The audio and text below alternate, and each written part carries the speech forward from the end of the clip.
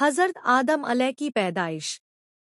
रिवायत करने वाले बयान करते हैं कि जब अपनी खिलाफत नाइबी के लिए अल्लाह का इरादा हुआ कि इन्नी जाइलुन फिल अजी खलीफा, मैं ज़मीन में एक खलीफा बनाने वाला हूँ, तब हज़रत इज़राइल को हुक्म हुआ कि हर किस्म की लालसफेद और काली एक मुट्ठी रंगा रंग मिट्टी जमा करके लाए और अल्लाह के हुक्म के मुताबिक मक्का और तायफ के दरमियान रखी। अल्लाह ने उस मिट्टी पर अपनी रहमत की बारिश की और उसी मिट्टी के खमीर से हज़रत आदम अलैहिस्सलाम का पुतला तैयार किया। 40 वर्ष तक वह पुतला बेजान पड़ा रहा। जब अल्लाह ने चाहा कि हज़रत आदम अलैह का सितारा रोशन हो और आदम की औलाद इंसान का दर्जा पूरी दुनिया में बुलंद हो, तो रूह को हुक्म हुआ कि आदम के जिस्म में उतर। उस नर्म रूह ने सख्त मिट्टी में जाने से इनकार किया।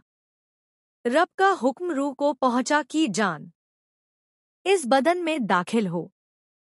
फिर जब रूह आदम के सिर की तरफ से दाखिल हुई, तो जिस जिस जगह पहुंचती जाती पत्थर बना जिस्म मांसहड्डी में बदलता चला गया। जब सीने तक पहुंची, तो हज़रत आदम ने उठने का इरादा किया, वहीं जमीन पर गिर पड़े। शायद इसीलिए कुरान मजीद में फरमाया गया है कि इंसान बड़ा जल्दबाज है। उसी हालत में हज़रत आदम ने छींका, अल्लाह की ओर से इल्हाम हुआ और कहा, अल्हम्दुलिल्लाह, तमाम तारीफ अल्लाह की है। उस करीम रहीम ने अपनी रहमत से फरमाया, यरहमुकल्लाह, अल्लाह आप पर रहमत फरमाए। यह अल्लाह की रहमत का पहला जलवा था। इसके बाद अल्लाह के हुक्म से एक फरिश्ता बहिश्त से सजाया जोड़ा लाया, हज़रत को पहनाया और इज्जत के साथ तख्त पर बिठाया।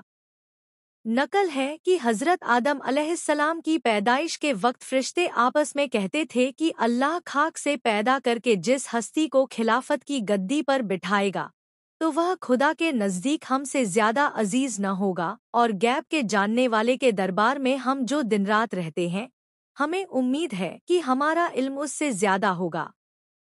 फिर अल्लाह ताला ने तमाम चीज़ों के नाम हज़रत आदम को सिखला दिए। फरिश्तों को हुक्म दिया कि अगर तुम सच्चे हो तो इन चीज़ों के नाम बताओ। फरिश्ते जवाब न दे सके। अपनी गलती मानते हुए बोले, पाक है तू, हम तो सिर्फ उतना ही जानते हैं जितना तूने सिखाया, और तुझसे बढ़कर जानने वाला कौन है। तब अल्लाह ताला ने आदम को जाहिरी और बातिनी कमाल से आरास्ता सुसज्जित किया और उसकी इज्जत को बढ़ाने के लिए फरिश्तों को, जो हज़रत आदम अलैह के तख्त के चारों तरफ लाइनों में अदब के साथ खड़े थे, हुक्म दिया कि आदम को सजदा करो। तमाम फरिश्तों ने हज़रत आदम को सजदा किया, मगर इब्लीस ने इनकार कर दिया और बोला कि मैं आदम से बेहतर हूँ, इसलिए कि मुझे आग से और आदम को मिट्टी से पैदा किया गया है। इब्लीस के इस इकार से उस पर फिटकार पड़ी और उसे फरिश्तों के साथ से अलग कर दिया गया।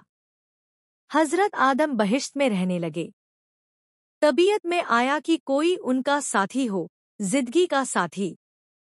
हज़रत पर ख्वाब ने गलबा किया। इसी बीच अल्लाह ने अपनी कुदरत से आदम अलैह के पहलू से हज़रत हव्वा को पैदा कर दिया।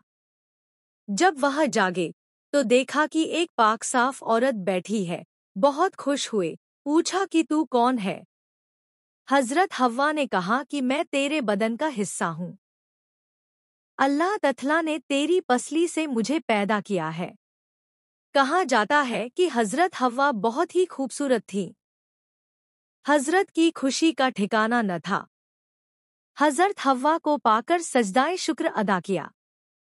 अल्लाह ताला की तरफ से अर्श के उठाने वाले और आसमानी फरिश्तों के सामने इन दोनों का निकाह हुआ। फिर इन दोनों को हुक्म हुआ कि तुम सब इसी बहिश्त में रहो, जो चाहो खाओ, मगर उस पेड़ के नज़दीक मत जाना। इशारा गेहूं के पौधे की तरफ था। इब्लीस ने आदम को सजदा नहीं किया था और वह निकाल दिया गया था, इसलिए उसे हज़रत आदम से खास तौर से जलन हो गई थी। वह हमेशा ऐसे उपाय सोचता कि किसी तरह आदम को बहिश्त से निकाले। इसके लिए पहले वह मोर के पास गया, उससे दोस्ती की और कहा, मेरी दोस्ती के हक तुझ पर साबित हैं। हम तुम एक मकान में रहते भी थे। मेरी दरख्वास्त तुमसे यह है कि मुझे अपने बाजू पर बिठाकर बहिश्त में पहुंचा दो ताकि मैं अपने दुश्मन से बदला ले सकूं। मोर ने इस काम के करने से इनकार कर दिया और कहा कि तू यह बात सांप से कह। तब शैतान सांप के पास गया और उसको अपने जाल में फंसा ही लिया। सांप उसको मुंह में रखकर बहिश्त में ले गया। फिर हजरत आदम और हव्वा के पास गया और रोना शुरू कर दिया। पूछा, क्यों रोता है? उन्होंने शैतान को पहचाना नहीं था। शैतान ने कहा, मैं तुमको नसीहत करता हूँ। मुझको तो तुम्हारे हाल पर रोना आता है कि तुम इस बहिश्त से निकाले जाओगे और ये बहिश्त की नेमतें तुमसे सब की सब ले ली जाएंगी और जिंदगी की लज्जत के बजाय मौत के दर्द का मजा चखेगा। दोनों ने शैतान की जब ये बातें सुनी तो बड़ा गम हुआ। इब्लीस ने कहा, अगर तुम मेरा कहना मानो तो तुमको एक पेड़ बताऊं, अगर थोड़ा फल उसका खाओगे तो हमेशा जिंदा रहोगे और मौन की शक्ल कभी न देखोगे। हजरत आदम ने पूछा, वह कौन सा है? शैतान ने कहा, वही पेड़ है जिसके खाने से अल्लाह ताला ने मना किया है। हजरत आदम ने इस बात को कबूल नहीं किया कि मैं खुदा की कभी नाफरमानी न करूंगा। जब शैतान ने कसम खाई कि मैं तुम्हारा भला चाहता हूँ, तो भी वह इस नाफरमानी के लिए तैयार न हुए और उठकर चले गए। फिर शैतान ने हजरत हव्वा की खिदमत में जाकर इस तरह उनके दिल में भी वसवसे डाले और सांप ने शैतान के कहने पर गवाही दी। हजरत हव्वा ने हजरत आदम से फरमाया कि सांप तो बहिश्त का खादिम है और वह शैतान के हक में गवाही दे रहा है, तो मैं पहले इस पेड़ का फल खाती हूँ। अगर कोई बात पड़ तो मेरे वास्ते खुदा से माफ़ी मांग लेना, और नहीं तो तुम भी खाओ कि हम तुम दोनों तमाम उम्र बहिश्त की नेमतों को चैन से खाया करें।